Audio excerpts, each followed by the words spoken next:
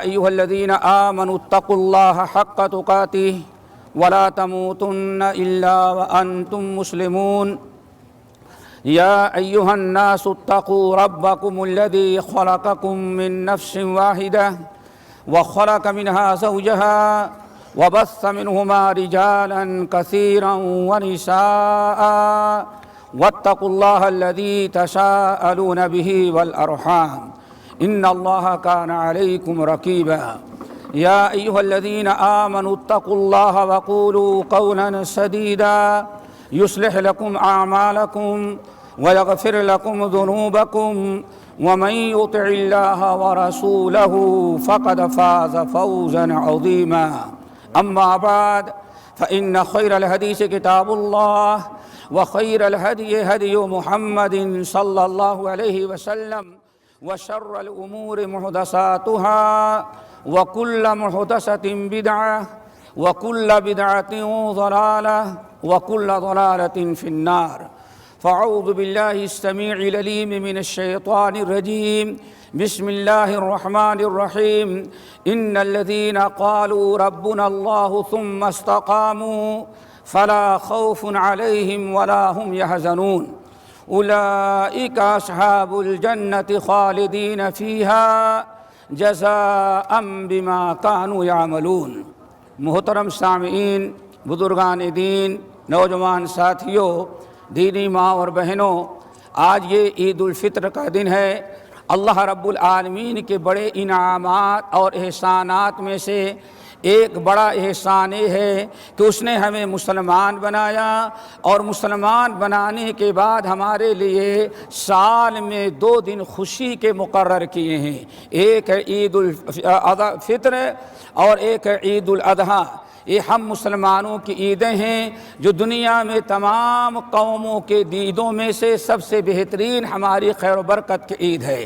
اللہ رب العالمین نے یہ ہمیں خوشی کا جو موقع عطا کیا ہے، یہ 1 مہینے کی عبادت ماہ رمضان کا روزہ، دن کا روزہ اور رات کا قیام جو ہم تمام حضرات کرتے ہیں، اس کے مکمل ہونے کے بعد اللہ تعالیٰ نے ہمیں خوشی کا موقع عطا فرمایا، اور رب العالمین نے ہمیں حکم دیا ہے قُلْ بِفَضْلِ اللَّهِ وَبِرَحْمَتِهِ فَبِذَلِكَ فَلْيَفْرَحُوا هُوَ خَيْرٌ مِّمَّا يَجْمَعُونَ۔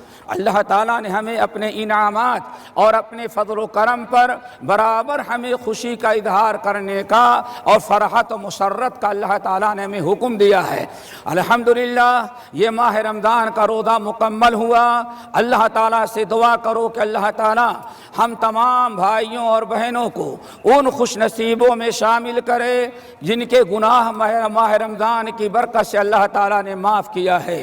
الہ العالمین ہمیں ان خوش نصیب لوگوں میں شامل کرے اور ان اچھے لوگوں میں ہمیں داخل کر دے جن کو اللہ تعالیٰ نے اس ماہ رمضان کے اندر جہنم سے آزاد کیا ہے۔ یہ اللہ رب العالمین کا فضل و کرم ہے۔ محترم بھائی اور دوستو، آج ہمیں چند باتوں پر غور کرنا ہے۔ ہم تمام لوگوں کا اس بات پر ایمان ہے، ایمان کے 6 ارکان ہیں۔ آمنت باللہ وملائکتہ وکتبہ ورسلہ والقدر خیرہ وشرہ والبعث بعد الموت۔ ایمان کے 6 ارکان ہیں۔ ان 6 ارکان میں سے ایک رکن ہے والیوم الآخر، قیامت کے دن پر ایمان رکھنا۔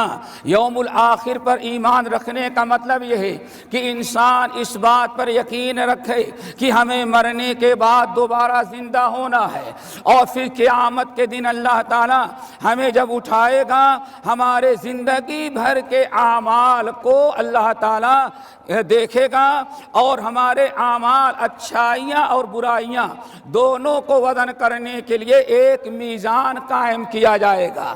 اس میزان میں نیکیاں بھی وزن کی جائیں گی اور برائیاں بھی، اور انسان کے لیے کامیابی اس وقت ہے جب کہ انسان کی نیکیوں کا پلڑا بھاری ہو جائے اور برائیوں کا پلڑا ہلکا ہو جائے۔ یہی نجات کا سب سے بڑا دوستو ذریعہ ہے۔ یاد رکھیے گا ایک اہم بات وہ یہ ہے کہ ہمیں انسان نیکیاں کرتا ہے، نیکیاں صرف نیکیاں کرنا آخرت کی کامیابی کے لیے کافی نہیں ہے۔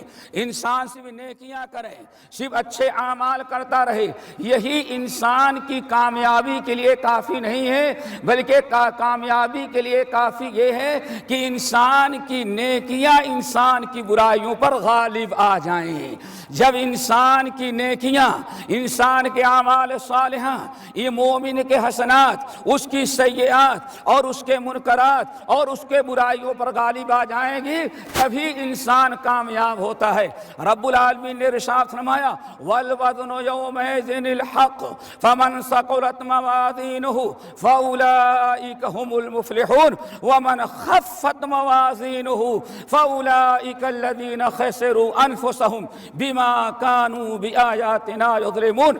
اللہ رب العالمین نے وعدے کر دیا قیامت کے دن انسان کے اعمال کو وزن کرنے کے لیے اللہ فرماتے ہم ترازو قائم کریں گے، ایک پلڑے میں نیکیاں ہوں گی اور دوسرے میں برائیاں ہوں گی۔ فمن ثقلت موازینہ، جس کی نیکیوں کا پلڑا بھاری ہو گیا اور برائیوں کا پلڑا ہلکا ہوا، فاولئک هم المفلحون، یہ فلاح پانے والا انسان ہے۔ لیکن ومن خفت موازینہ فاولئک الذین خسروا انفسهم، جس کے پاس نیکیاں تو ہیں لیکن نیکیوں کے پلڑے پر، نیکیوں پر برائیاں غالب آ گئیں، رب العالمین نے فرمایا فاولئک الذین خسروا انفسهم، یہی وہ لوگ ہیں جنہوں نے اپنے آپ کو نقصان اور خسارے میں گرا رکھا ہے۔ اور اسی طرح سے ہم میں سے تمام بھائیوں کو تقریباً اس آیت یاد ہوگی فاما من ثقلت موازینہ فهو فی عیشۃ راضیہ واما من خفت موازینہ فامہ ہاویہ وما ادراک ما ہی۔ اللہ رب العالمین نے ارشاد فرمایا قیامت کے دن نیکیوں کا پلڑا جس کا بھاری ہوا وہ تو جنت میں گیا، اور جس کے برائیوں کا پلڑا بھاری ہو گیا اللہ فرماتے ہیں فامہ ہاویہ، وہ جہنم میں گیا۔ ہمارے بھائیوں، میں نے ایک بات آپ حضرات کے سامنے رکھی کہ نجات کے لیے اور آخرت کی فوز و فلاح کے لیے نیکیاں کافی نہیں ہیں، صرف نیکیاں کافی نہیں بلکہ نیکیاں اس وقت کامیاب بنائے گی جبکہ نیکیاں برائیوں پر غالب آ جائیں۔ ذرا ہمارے لیے ایک لمحے فکریہ ہے، ہم میں سے ہر انسان اس بات پر غور کرے کہ آیا ہم رمضان تو گزر گیا، ہمارے پاس نیکیاں زیادہ ہیں یا برائیاں ہیں؟ بس ایک مثال آپ حضرات کے سامنے ہے، آپ ذرا بتائیں آج کے اکثر مسلمان بھائی ایک مہینہ رمضان کی عبادت کرتا ہے تو 11 مہینے اللہ تعالیٰ کی عبادت سے دور رہتا ہے۔ ایک مہینے رمضان میں نمازی بنا اور 11 مہینے بے نمازی رہا، اور ان آنکھوں سے ایک مہینے میں قرآن پاک کی تلاوت کیا اور 11 مہینے ان آنکھوں سے قرآن کی تلاوت تو نہ کیا، دنیا بھر کی ساری برائیاں اپنی آنکھوں سے دیکھتا رہا۔ تو ذرا ہمیں اپنا محاسبہ کرنا ہے، کہیں ایسا نہ ہو ہم رمضان کا روزہ تو کامیابی کے لیے رکھتے ہیں، کہیں ایسا نہ ہو کہ 11 مہینے کی برائیوں پر کہیں ایسا نہ ہو کہ رمضان کی نیکیاں غالب نہ آ سکیں۔ کامیابی اس وقت ہے جب انسان کی نیکیاں انسان کی برائیوں پر غالب آ جائیں۔ میرے بھائیوں، اسی لیے ہم میں سے ہر انسان اپنے گریباں میں منہ ڈال کر کے جھانکے کہ آخر ذرا بتاؤ وہ کون سا دین ہے، وہ کامیابی کا کون سا طریقہ ہے کہ 11 مہینے انسان دین سے دور رہے اور ایک مہینہ مسلمان بنے، ایک مہینہ قرآن کی تلاوت والا بنے، اور 11 مہینے ان آنکھوں سے فلمیں، ڈرامے، دنیا کی ساری فضول چیزیں دیکھتا رہے۔ اب یہ بتایا نہیں جا سکتا کہ نیکیاں کس کی غالب آئیں گی اور برائیاں کس کی مغلوب ہوں گی۔ اللہ تعالیٰ سے دعا کرو قیامت کے دن حشر کے میدان میں ہم تمام لوگوں کی نیکیاں برائیوں پر غالب آ جائیں۔ نمبر 2، دوسری بڑی اہم چیز جو آپ حضرات کے سامنے رکھنا ہے، ہمیں اس بات پر غور کرنا چاہیے کہ ماہ رمضان کا روزہ یہ عبادت کا مہینہ تو ہے، لیکن ماہ رمضان کا مین مقصد میرے بھائیوں اچھی طرح سے یاد رکھنا، یہ اصلاح عمل ہے، ایمان کی تجدید ہو، ایمانی قوت بڑھ جائے، عمل صالحہ کرنے کا جذبہ پیدا ہو، نیکیوں کا شوق پیدا ہو جائے، آپ کے دل میں آپ کا دل ایمان سے بھر جائے، تقوی اس کے اندر آ جائے، برائیاں اس سے ختم ہو جائیں، ان تمام ایمان والوں کی محبت دل میں ہو، اور دل میں ہمارے آپ کے دلوں میں کسی مومن کی نفرت باقی نہ رہ جائے۔ میرے بھائیوں، یہ اصل مقصد ہے رمضان کا، رمضان کے روزے کا۔ رمضان کا روزہ اس لیے ہم پر فرض قرار دیا گیا ہے کہ ہمارے دلوں میں تقوی آ جائے، ہمارے دلوں میں اللہ اس کے رسول کی محبت آ جائے، ہمارے دلوں میں اللہ دین کا شوق پیدا ہو جائے۔ اب ہم آپ سے پوچھتے ہیں میرے بھائیو، ذرا ٹھنڈے دل سے سوچو، نبی علیہ السلام خطبہ دے رہے ہیں اور آپ نے فرمایا یا ایھا الناس الا اخبرکم بما یذھبن وحر الصدر، لوگوں بتاؤ کیا میں تمہیں ایک ایسی بات نہ بتا دوں کہ تمہارے دلوں کی ساری گلاد، الا اخبرکم بما یذھبن وحر صدورکم، کیا میں تمہیں وہ اعمال بتاؤں کہ جو عمل، جو نیکی تمہارے سینے کو صاف کر دے، تمہارے سینے کی برائیوں کو، تمہارے سینے کی ساری برائیوں کو ختم کر دے، اور تمہارے دل کا، تمہارے نفس کو پاک کر دے۔ قد افلح من زکاہا وقد خاب من دساہا، کامیاب ہوا وہ انسان جس نے اپنے نفس کو پاک کر لیا، وقد خاب من دساہا، اور برباد ہوا وہ انسان جس نے اپنے نفس کو غلاظتوں میں چھوڑ دیا۔ مومن کے لیے ضروری ہے جنت میں جانے کے لیے یہ دل کفر سے پاک ہو، شرک سے پاک ہو، مسلمانوں کی عداوت سے پاک ہو، مسلمانوں کی نفرت سے پاک ہو، حسد، بغض، اناد، کینہ، کپٹ، ان تمام برائیوں سے ہمارا دل پاک ہو، یہ جنت میں لے جانے کا ذریعہ بنا کرتا ہے۔ اسی لیے نبی علیہ السلام نے ارشاد فرمایا کیا میں تم لوگوں کو بتاؤں وہ عمل جو تمہارے سینے کی ساری بیماریوں کو دور کر کے تمہارے سینے کو پاک کر دے گا؟ صحابہ کرام نے کہا بلا یا رسول اللہ۔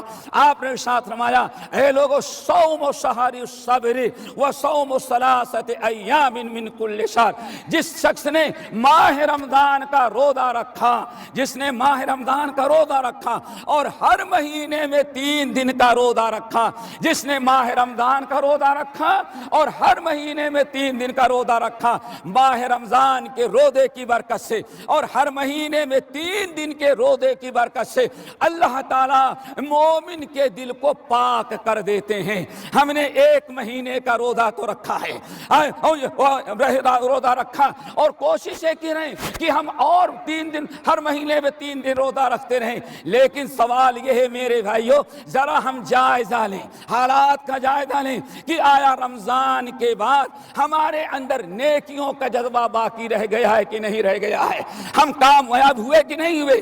اگر ہمارے اعمال، آج کل رمضان ختم، آج شوال شروع ہو گیا، اب آیا رمضان میں اگر ہم پکے مسلمان بنے تھے تو آج کے بعد بھی سال کے 11 مہینے ہم باعمل مسلمان رہیں گے کہ بے عمل مسلمان بن جائیں گے؟ اگر واقعی ہم باعمل مسلمان ہیں، اگر ہم آج سے جیسے کل تک رمضان میں ہم مسلمان تھے، عمل کرنے والے تھے، نیکیوں کے پیچھے دوڑا کرتے تھے، اگر وہ نیک اعمال ہمارے آئندہ بھی جاری ہیں تو سمجھ جاؤ کہ واقعی ہم ماہ رمضان کا روزہ رکھنے میں کامیاب ہو گئے۔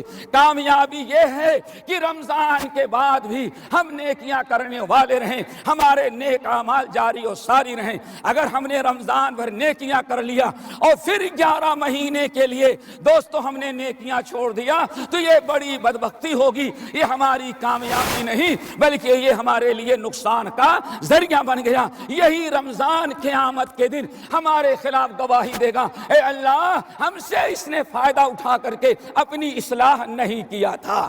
اسی لیے ہم میں سے ہر انسان اپنا جائزہ لے اور اپنے عمل کا محاسبہ کرے کہ کل رمضان تک جیسے تھا اور رمضان کے بعد اب اس کی زندگی کیسے گزر رہی ہے۔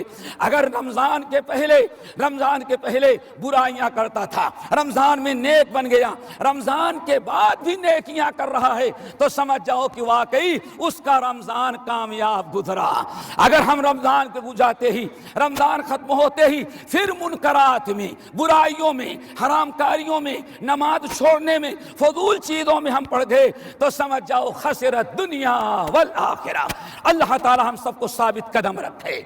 لیکن اگر ہم نے اپنا محاسبہ کر لیا اور واقعی ہمارے اندر کچھ خامیاں نظر آئیں تو میرے بھائیو رمضان گزر گیا ہے لیکن توبہ کا دروازہ کھلا ہے۔ ابھی آپ صدق کے دل سے توبہ استغفار کریں اور اللہ رب العالمین کی طرف رجوع کریں۔ نمبر 3، الحمدللہ ماہ رمضان کے شروع ہی سے ہمارا ہر مسلمان جانتا ہے کہ ماہ رمضان کے روزے کو جو فرض قرار دیا گیا اس کا مین مقصد دوستو کیا ہے؟ یا ایھا الذین آمنوا کتب علیکم الصیام کما کتب علی الذین من قبلکم لعلکم تتقون۔ ایمان والو تم پر روزہ اس لیے فرض قرار دیا گیا ہے کہ تمہارے اندر تقوی آ جائے۔ اب ذرا جائزہ لیں، رمضان تو گزر گیا، ہم نے آج عید بھی منا لی اور رات تک عید مناتے رہیں گے۔ آپ میں سے ہر انسان میرے بھائیوں ذرا غور کرے، محاسبہ کرے کہ ہمارے اندر تقوی آیا یا تقوی نہیں آیا۔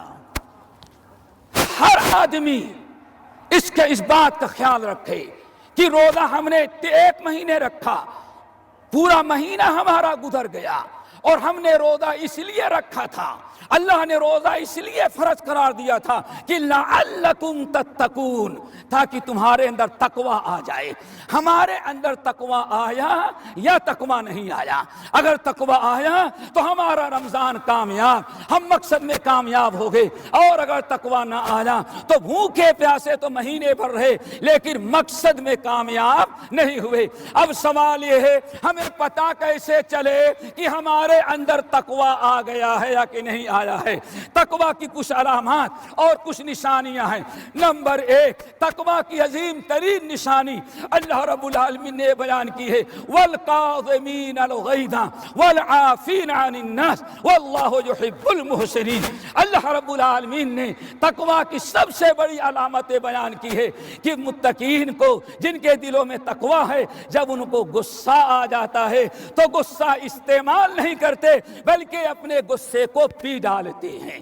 والعافین عن الناس، تقوی کی نشانی یہ ہے اگر کسی نے ان کے ساتھ زیادتی کیا تو انتقام نہیں لیتے، بدلہ نہیں لیتے۔ میرے بھائیوں تقوی کی عظیم ترین علامت یہ ہے، اگر یہ علامتیں ہمارے اندر پائی جا رہی ہیں، رمضان بھر ہم نے غصے میں قابو رکھا تھا، رمضان بھر لوگوں سے لڑائیاں بند کر رکھی تھی، رمضان کے بعد بھی اگر ہم غصہ پی ڈالتے ہیں، لوگوں کو معاف کر دیتے ہیں، درگزر کرتے ہیں، تو سمجھ جاؤ کہ ہمارے اندر تقوی آ چکا ہے۔ اللہ رب العالمین نے تقوی کی بڑی علامتیں بیان کی ہیں، جن میں سے 2 تو آپ نے سنا، تیسری عظیم ترین علامت ہے اللہ اکبر۔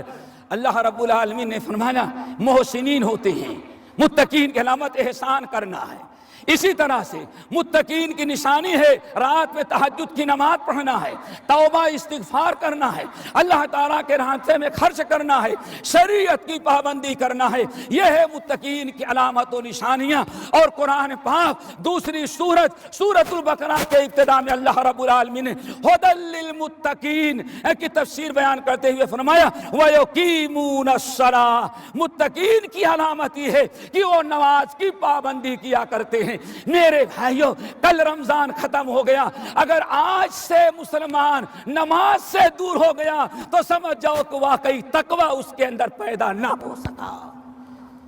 اگر اس نے نماز کو چھوڑ دیا، نماز کو ترک کر دیا تو روزہ تو رکھا 1 مہینے کا لیکن تقوی نہ حاصل ہو سکا۔ اس کا روزہ جو ہے جس مقصد کے لیے روزہ رکھتا تھا اس روزے مقصد میں کامیابی نہ ہوئی۔ اللہ تعالی ہم تمام لوگوں کے دلوں میں تقوی پیدا کر دے، اللہ ہمارے اندر اخلاص پیدا کر لے۔ تقوی، ایمان، اخلاص، زہد، یہ ساری چیزیں اللہ ہمارے اندر پیدا کر دے جو آخرت میں ہماری کامیابی کا ذریعہ بنتی ہیں۔ اقول قولی ھذا واستغفر اللہ من کل ذنب واتوب الیہ۔ الحمدللہ وکفا وسلام علی عبادہ الذین اصطفیٰ اما بعد۔ ساتھیو، چوتھی اور آخری چیز وہ بھی بڑی اہم ہے، وہ بھی یاد رکھو بڑے اختصار کے ساتھ۔ ہمیں سوچنا ہے کہ ہماری عبادات، ہمارے روزے، ہماری نماز کب کامیاب ہوگی۔ ان الذین قالوا ربنا اللہ ثم استقاموا، جن لوگوں نے کہا ہمارا رب اللہ ہے پھر اسی پر وہ ڈٹے رہے تو اللہ تعالیٰ کے ہاں کامیابی ہے۔ اللہ رب العالمین کے ہاں اولئک اصحاب الجنت، یہ ہے جو جنت میں جانے والے لوگ ہیں۔ استقامت ہمارے اندر آنی چاہیے۔ اسی طرح سے ایک چوتھی اہم چیز یہ بھی ہے کہ آپ نے جو محنت کر کے مہینے بھر روزہ رکھا ہے اور آپ نے تراویح کی نماز پڑھی ہے، قیام کیا ہے، بڑی نیکیاں کی ہیں، میرے بھائیو ضرورت ہے ان اعمال کو بچائیں، یہ اعمال آپ کے باطل نہ ہو جائیں۔ اعمال باطل کیسے؟ اعمال دو طرح سے باطل ہوتے ہیں۔ نمبر ایک طریقہ تو یہ ہے کہ آپ نے غیر اللہ کا حق نہ ادا، حقوق العباد نہ ادا کیا، آپ نے لوگوں کو گالی دیا، لوگوں پر ظلم کیا، لوگوں پر زیادتی کیا، لوگوں کا حق دبا لیا، تو آپ کی عبادتیں جو ہیں قیامت کے دن سب ان کو اٹھا کر کے دے دی جائیں، اور عبادت آپ کریں، نیکیاں آپ کی ہوں، لیکن فائدہ کوئی دوسرا اٹھائے۔ نمبر دو، نیکیاں کیسے برباد ہوتی ہیں؟ رب العالمین نے ارشاد فرمایا یا ایھا الذین آمنوا اطیعوا اللہ واطیعوا الرسول ولا تبطلوا اعمالکم، ایمان والو تم اللہ کی اطاعت کرو، رسول کی اطاعت کرو، اور خبردار اپنے اعمال کی حفاظت کرو، ولا تبطلوا اعمالکم، اپنے اعمال کو برباد نہ کرو۔ برباد کیسے ہوتے ہیں؟ ایک حدیث بتا کر کے ہم اس مسئلے کو واضح کر دینا چاہتے ہیں۔ حجۃ الوداع کا موقع ہے، نبی علیہ السلام اونٹنی پر سوار ہے، عمیر بن قتادہ رضی اللہ تعالیٰ عنہ کہتے ہیں نبی علیہ السلام اونٹنی پر سوار، آپ نے ارشاد فرمایا، خطاب کیا 1,40,000 حجاج کو خطاب کرتے ہوئے فرمایا الا، اے مسلمانوں اور اے حاجیوں سن لو، تم نے بہت بڑا عمل کیا ہے لیکن سن لینا اچھی طرح سے، الا ان اولیاء اللہ المصلون، اللہ کے اولیاء جو ہیں وہ نمازی ہوا کرتے ہیں۔ اللہ کے اولیاء صرف کون ہوتے ہیں؟ اللہ تعالیٰ سے دعا کرو رمضان پر نمازی بنایا، رمضان کے بعد بے نمازی پھر نہ بنا دے، جو سب سے بڑی برائی ہے۔ اللہ سن لو، ان اولیاء اللہ المصلون، اللہ کے اولیاء جو ہیں وہ نمازی ہوا کرتے ہیں۔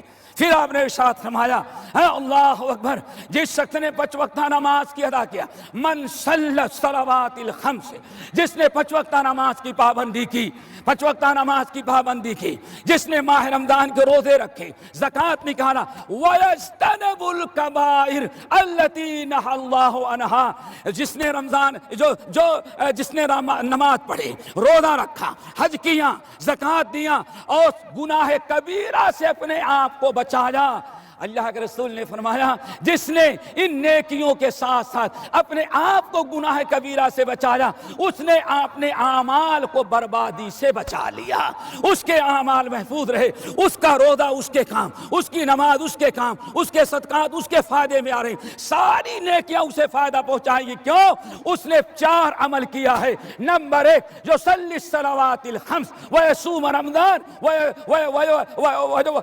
الزکاۃ، اور نمبر 4 وَيَجْتَنِبُ الْكَبَائِرَ الَّتِي نَهَى اللَّهُ عَنْهَا، اس نے نماز کی پابندی کی، زکوٰۃ اس نے ادا کیا، روزے رکھا، اور وہ گناہ کبائر جس کو اللہ نے حرام قرار دیا ہے اس سے اپنے آپ کو بچاتا رہا۔ آپ نے بڑی فضیلت بیان کی اور فرمایا اے لوگو، جس نے یہ 4 اعمال کیا اور ان 4 اعمال کے ساتھ اپنے آپ کو ان گناہ کبیرہ سے بچایا جو اللہ نے حرام قرار دیا ہے، تو قیامت کے دن نبی علیہ السلام جنت میں جانے لگیں گے۔ دعا کرو اللہ تعالیٰ سب کو اس فضیلت کا مستحق بنا دے، سب کو اس فضیلت کا مستحق بنائے۔ آپ نے ارشاد فرمایا جب میں جنت میں جانے لگوں گا اور سب سے پہلے جنت میں میں جاؤں گا، جب میں جنت میں جانے لگوں گا تو میرا وہ امتی جس نے نماز کی پابندی کی، زکوٰۃ ادا کیا، روزے رکھا اور گناہ کبیرہ سے اپنے آپ کو بچایا، ایسے بندے کو کہے گا رافق محمد صلی اللہ علیہ وسلم، اللہ فرمائے گا اے بندے آخری نبی سید الاولین والآخرین جنت میں جا رہے ہیں، تو روز نماز کے ساتھ اپنے آپ کو گناہ کبیرہ سے بچایا تھا، اس لیے تو بھی نبی کے ساتھ جنت میں چلا جا۔ اللہ اکبر، یہ میرے بھائی نبی کے گناہ کبیرہ سے بچنے کا مقام مرتبہ ہے۔ آپ نے اپنی فضیلت بیان کی کہ ایک صحابی کھڑے ہو گئے، یا رسول اللہ وہ کون سے گناہ کبیرہ ہیں؟ آپ نے فرمایا 9 گناہ کبیرہ ہیں۔ جس نے اپنے آپ کو ان 9 گناہوں سے بچایا اور نبی کے ساتھ شروع ہی میں جنت میں چلا جائے گا، اور جو چلا جائے گا پھر نبی سے جدا نہیں کیا جائے گا۔ کون 9 ہیں؟ الاشراک باللہ، شرک۔ نمبر 2 وقتل نفس مومن، نہ کسی مسلمان کو قتل کرنا۔ نمبر 3 وفرار من الضحف، میدان جنگ سے بزدلی دکھا کر کے بھاگنا۔ نمبر 4 اللہ اکبر وقذف المحصنۃ الغافلہ، پاک دامن عورت پر بہتان لگانا، پاک دامن مرد پر بہتان تراشی کرنا۔ نمبر 5 وعقوق الوالدین، کیا بھائی؟ وہ حقوق ماں باپ کی نافرمانی سے بچو، ماں باپ کا دل نہ دکھاؤ، ماں باپ کو جس نے دل دکھایا، ماں باپ کی جس نے نافرمانی کیا، آپ نے اعلان کیا ثلاثۃ لا ينفع معهن عمل، 3 گناہ ایسے ہیں جو امتی یہ 3 برائیاں کر کے آیا، قیامت کی دن اس کی کوئی نیکی اسے کام نہیں دے سکتی، کوئی نیکی اسے فائدہ نہیں پہنچا سکتی۔ نمبر 1 شرک، نمبر 2 ماں باپ کی نافرمانی کرنے والا۔ اللہ تعالیٰ سب کو ماں باپ کا فرما بردار بنائے، ماں باپ کی نافرمانی سے بچو، ماں باپ کا دل نہ دکھاؤ۔ آپ نے ارشاد فرمایا جو گناہ وہ حقوق الوالدین۔ اللہ اکبر، نبی علیہ السلام خطبہ دے رہے ہیں، صحیح مسلم کی حدیث، رگے ماں انفو، رگے ماں انفو، رگے ماں انفو، اے لوگو اس کی ناک کھٹ گئی، وہ برباد ہو گیا، ہلاک ہو گیا، ہلاک ہو گیا۔ کون یا رسول اللہ؟ آپ نے فرمایا من ادرک والدیہ او احدہما، جس نے ماں باپ دونوں کو یا بڑھاپے میں کسی ایک کو پایا پھر بھی اس کی مغفرت نہ ہوئی اور جنت میں نہ جا سکا۔ یہ گناہ کبیرہ، ماں باپ کی نافرمانی ایسا گناہ ہے کہ اس گناہ کے ہوتے ہی انسان کا کوئی عمل اللہ قبول نہیں کرتا۔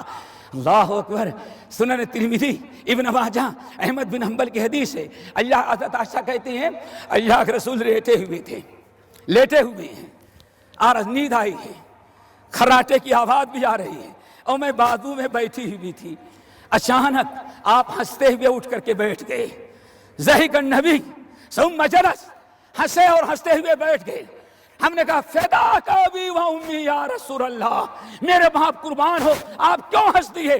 آپ نے فرمایا عائشہ میں خواب میں تھا، میرے رب نے مجھے جنت میں پہنچایا، سمعت قراءۃ تسمع فیہا، لیکن بڑا عجیب و غریب منظر دیکھا، میرے رب نے مجھے جنت میں داخل کیا تو میں نے دیکھا جنت میں سارے جنتی، سارے فرشتے، ملائکۃ المقربون، سب کے سب ایک آدمی قرآن کی تلاوت کر رہا ہے، سارے فرشتے اس کی تلاوت قرآن سن رہے ہیں۔ میں نے کہا یا رسول اللہ وہ کون تھا؟ اللہ کے رسول نے فرمایا عائشہ میں نے بھی رب سے پوچھا وہ کون ہے؟ کون خوش نصیب جس کی تلاوت قرآن فرشتے سنے، جس کی تلاوت قرآن جنت کے داروغے سنے، جس کی تلاوت قرآن حملۃ العرش سنے، ملائکۃ المقربون، کون خوش نصیب ہے؟ آپ نے فرمایا عائشہ میرے رب نے بتایا وہ 9 آدمی جس کی تلاوت قرآن ہو رہی ہے وہ آپ کا امتی ہے، مدینہ طیبہ میں اندر فلاں گلی میں رہتا ہے، اس کا نام نعمان بن حارثہ ہے، نعمان بن حارثہ ہے۔ میں نے کہا الہ العالمین بہت ہمارے امتی ہیں لیکن ایک ہی امتی کی قرات کیوں سنی جا رہی ہے؟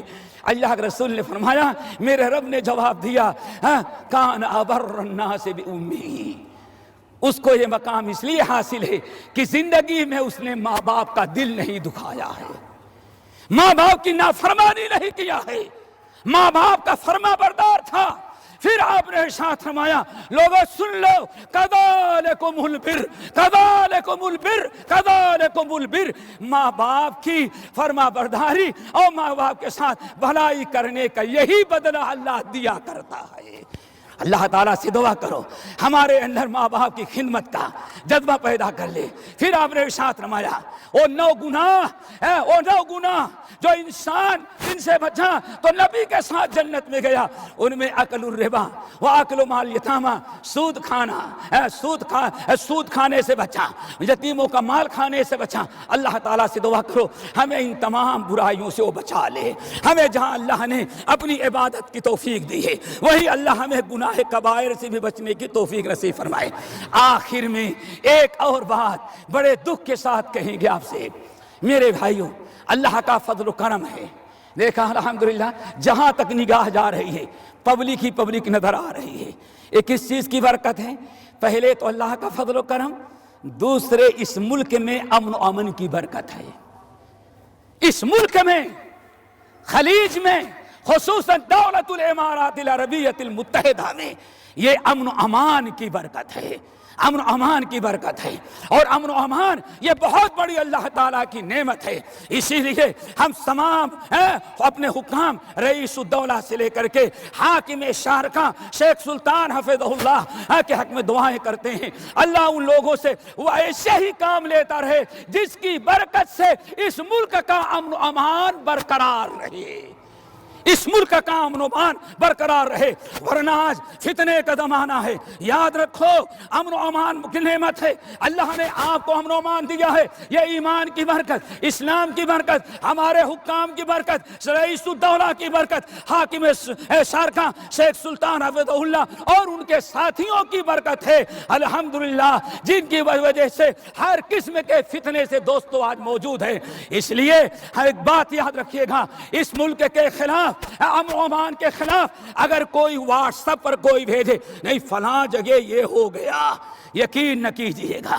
اگر کوئی خبر شائع کرے فلاں جگہ یہ ہو گیا، آپ اس پر بھروسہ نہ کریں، الحمدللہ ہو گیا، کیا ہوا اس کے ذمہ دار ہمارے ہاں موجود ہیں، ہماری ڈیفنس ہے، ہمارا محکمہ شرطہ ہے، قیادت عامہ ہے، ہمارے علماء ہیں، ہمارے سربراہ ہیں، یہ ساری چیزوں کی ہم سے زیادہ خبر رکھتے ہیں۔ آپ جھوٹی خبروں میں آنے کے بجائے، فتنہ فساد پھیلانے کے بجائے امن و امان کو برقرار رکھیں۔ اگر کوئی چیز آپ نے سنی یا دیکھی شک ہوا تو آپ شرطے کو بتائیں، قیادت عامہ کو بتائیں، آپ لوگ مسئولین کو بتائیں تاکہ اس کا صحیح حل ادا کر سکیں۔ اللہ تعالیٰ سے دعا کرو الہ العالمین ہمیں متقی پرہیزگار بنائے، نیک و صالح بنائے، اور جو ہم نے رمضان میں عبادتیں کی ہیں اللہ ان کو قبول فرما لے، اللہ ان لوگوں میں شامل کرے جن کو آپ نے جہنم سے آزاد کیا ہے، اللہ بار بار یہ خوشی کا موقع عطا فرما۔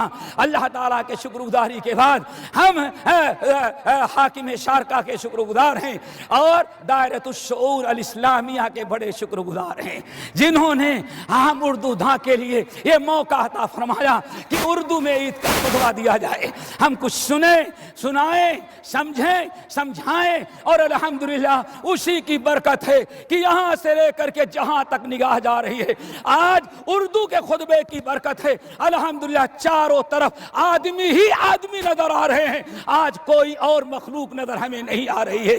اللہ تعالیٰ سے دعا کرو یہ چیز باقی رکھے اور ہمارے جس ملک میں ہمیں اس کا امن و امان برقرار رکھے۔ میرے بھائیو دنیا کا سب سے بڑا مجرم وہ ہے جو پیٹ پر بم باندھتا ہے اور عیدگاہ میں آتا ہے معصومین کو ختم کر دیتا ہے۔ سب سے بڑا فسادی، سب سے بڑا مجرم، سب سے بڑا اسلام کا دشمن وہ ہے جو مسجدوں میں آ کر کے بے قصوروں کو ختم کیا کرتا ہے۔ سب سے بڑا مجرم وہ ہے جو مارکیٹ کے اندر آ کر کے، چیک پوسٹ پر آ کر کے، پارکنگ کے اندر آ کر کے مسلمانوں کو نقصان پہنچاتا ہے اور اپنی جان بھی دے کر کے جہنم میں سیدھے جا رہا ہے۔ یہ چیزیں بری ہیں، سب سے بدترین ہے۔ ایسا کرنے والا اللہ کا بھی دشمن ہے، اسلام کا بھی دشمن ہے، مسلمانوں کا بھی دشمن ہے، اور ہم کہتے ہیں اپنے نفس کا بھی وہ دشمن ہے۔ اللہ تعالیٰ عمل کی توفیق نصیب فرمائے. اللہ ہم سب کو موحد بنا، متبع سنت بنا، نیک و صالح بنا، مریضوں کو شفا کلی عطا فرما، کر مکروبین کے قرض کو ادا کرا دے. الہ العالمین جس ملک میں ہم ہیں امن و امان کا گہوارہ بنا دے. دنیا میں جہاں بھی مسلمان ہیں ان کو امن و امان کا ایریا بنا دے. ہر بھلا ہر آفت سے اللہ تعالیٰ ہمارے حکام کو محفوظ فرما. ہر بلا ہر آفت سے اللہ ان کو بچا لے. ہر فتنے سے اللہ تعالیٰ ان کی حفاظت فرما. الہ العالمین ان سے وہی کام لے جس میں آپ کی رضا ہو، آپ کی خوشنودی ہو اور امت اور ملت کی فلاح اور کامیابی ہو. اللہم اغفر للمؤمنین والمؤمنات والمسلمین والمسلمات وآخر دعوانا ان الحمد للہ رب العالمین. اللہ